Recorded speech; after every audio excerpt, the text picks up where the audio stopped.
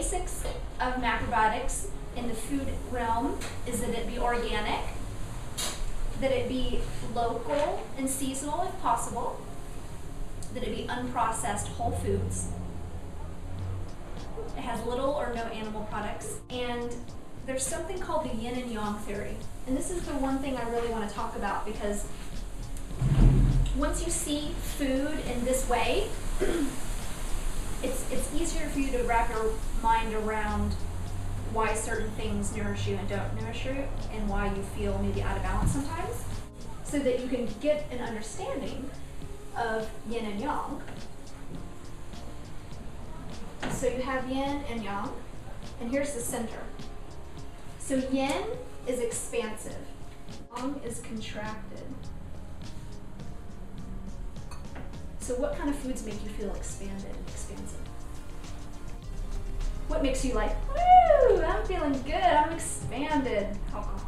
Alcohol. I was going to say wine, sugar. Alcohol. I can't spell today. Sugar. Drugs.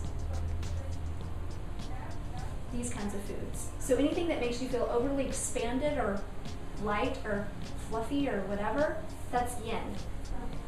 What makes you feel contracted? What makes you feel clogged? Animal products. Animal foods, exactly. So the things here in the middle, these are the whole food things, like grains and vegetables and beans. So it makes sense why wine is so good with steak, right? If you eat a diet that's more in the center, you're going to stay balanced. And you're going to feel it when you eat something over here, or when you eat something over here, because it's going to tip you out of balance.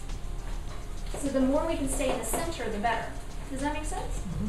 If you eat a plant-based diet and you still eat a lot of sugar and drink alcohol, you can see how completely out of balance this is, right?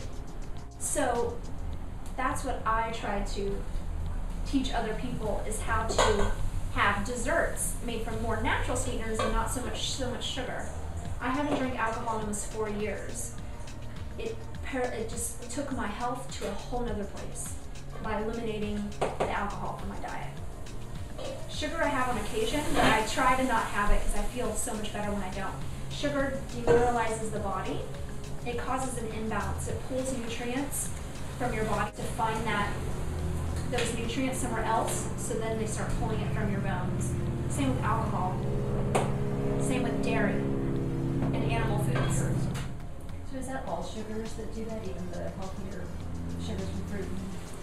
The complex sugars are better for you. They release more slowly in your bloodstream, like brown rice syrup, maple syrup. We go over that in the dessert class.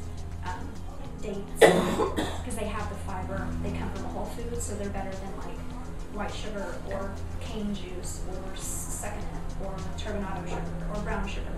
All those are the same. Even if you don't remember yin and yang, at least you can remember that this is where you want to be.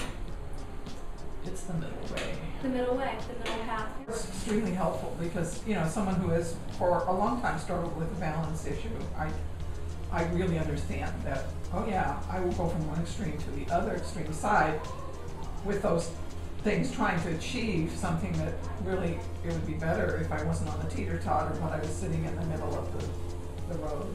And these foods, when you eat these foods, they actually make you crave the other thing. Oh yeah, totally. That's why it's so out of balance. When you eat simple sugars, you're going to crave, and when you eat simple carbohydrates like white flour, you're going to crave complex protein. When you eat complex protein, you're going to crave, physically, your body is going to crave simple sugars and simple carbohydrates. That's how the cravings work. And biologically, we become addicted to things that are not good for us. These things on the outside, our bodies become addicted to it. I don't like to look at things in good or bad. That's why I have the good, better, best policy. Because it's not healthy and doesn't serve you or your health to think of things in good and bad, and feel bad if you ate something bad. It's all good, better, best. So there are better quality breads available. I wouldn't eat them every day, but every month, for me, I don't buy bread. I don't keep it in my house. But when I go out to eat, I'll eat sandwich or a bun or a veggie burger or something that has bread. But I try not to keep it in my house at all. But if you were to eat bread, I would say get the sprouted kind. That's better. French Meadows is a really good brand. Ezekiel is a really good brand.